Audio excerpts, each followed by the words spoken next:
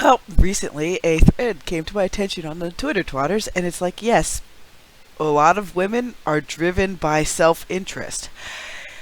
And that is also reflected in a fair amount of the stories, but there is a difference between the overall self-interest and how they manifest that self-interest and how they go about, bringing up the next generation. Because you can have characters out there in books and media that encompass, uh, the more feminine role, the more feminine aspect without devaluing it, which modern Hollywood devalues women's actual strengths. It's man with boob syndrome. Oh boy. But yeah, excuse me. Oh, more allergies this morning. But yes, if you look at most heavily dominated female kind of wheelhouses, like the shoujo mangas, a lot of romance heavy books, a lot of it does circle around the woman's relationship with their possible mate or mates. When it comes to propagating the species, a woman's brain is more geared towards, okay, who should I, set up shop with to be a provider for my children?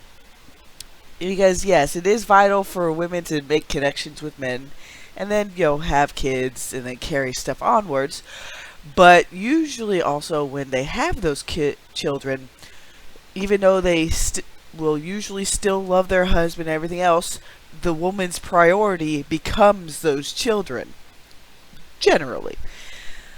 And if you're just looking at it purely from a biological perspective, that's usually how it goes. Like, the guys are more primed to, propagate their genes, and, that's the reason why the dynamic between men and women when it comes to making a family, that's why those different kind of genetic markers and biological imperatives are still part of our caveman brain that still makes stuff going forward.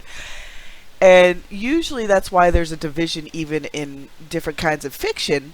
Some kinds of fiction will naturally gravitate more towards women. Some kinds of fiction will naturally gravitate more towards the men. And they have different priorities, especially if it's displaying more feminine interests or more masculine interests. A lot of guys' fiction, what seems to catch them more often than not is the man having some kind of big external struggle against a foe, against nature, sometimes against society. For a lot of female-oriented stuff, they have more of a challenge with the internal, like doing stuff more, a little bit more behind the scenes, or like affecting change through the relationships they have to carry some stuff forward. But it's not always 100%, X, Y, or Z. Some decent stories can mix the male mindset with the female mindset and have it function. For me, a good example of this is Honor Harrington with David Weber's stuff, because he's brought in readers all across the gamut, But I've noticed, even on his forums, a lot of the women will focus more on how Honor's relationships have developed, while the guys sometimes just focus more on the overall character arcs and like maybe how the tech has been implemented in various battles. You can, again, all you gotta do is look at the forums to see what they're talking about, and you'll see there's a delineation between what the readers will focus in on, especially depending on what their overall personal interests may be. But yes, in general, most female characters are motivated by instinct and self-interest, but you have to temper it with what their outlook is beyond those basic biological kind of like I need this wants and stuff like that. And if they have a decent, more feminine outlook, they're going to support whoever they choose as a mate. That's the reason why I think Anita Blake ended up crashing and burning for me, because initially she did have a goal of eventually finding a husband and helping raise a family better than, say, her own relationship with her stepmother versus her biological mother, you know, because she was upset that her dad remarried and remarried, like, you know, this long-legged, perky blonde.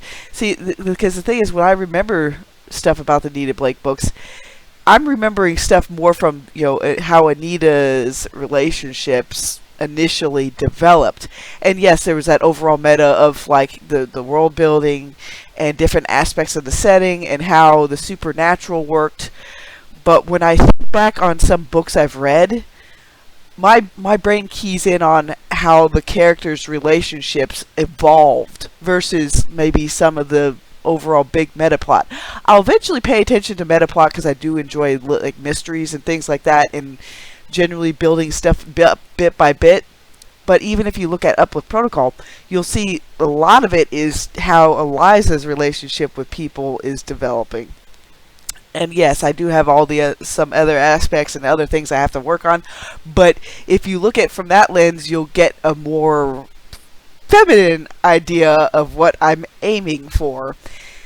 And, you know, how her overall strength, you know, it's not really, in her case, it's not the physical strength that defines her. It's her strength of character. And even female characters need that kind of conviction, because otherwise it will ring hollow like man with boob syndrome. You know, and as you can see, most of modern Hollywood seems to go along with that, where they take what is naturally given to a man and just shove it onto a female template. Have a good day, everybody.